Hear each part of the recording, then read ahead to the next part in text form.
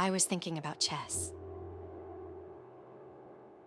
Chess, as my limited knowledge goes, was refined over the centuries into the rule set and pieces we agree to today. Chess's rules are deceptively simple.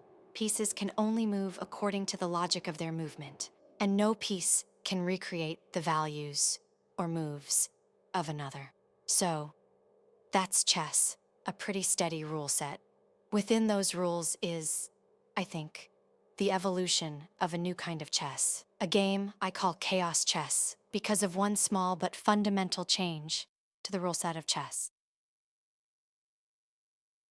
The being that when the pawn reaches the opposing end of the board, it usually can recreate into the values of any other piece it chooses.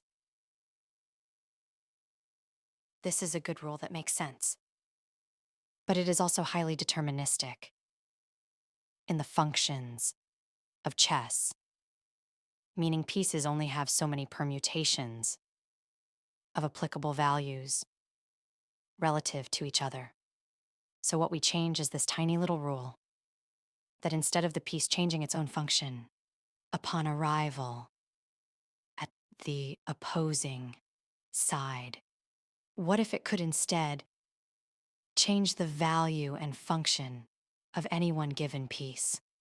For example, a pawn reaches the end of the board, and instead of becoming, say, a queen, it instead transforms the value of all queens on the board to that of a pawn. This would then invert the value of the queen, so it must behave like a pawn. In order for the opposing player to get its value back, they must get a pawn to the other side to invert the value back. This would create multitudes of permutations of games of chess because the chaotic interval of recontextualization of piece value and action would open up a new universe of play. Then, chess gains an additional motivator, that being to gain the advantage over our opponent by turning the values of his pieces into inversions.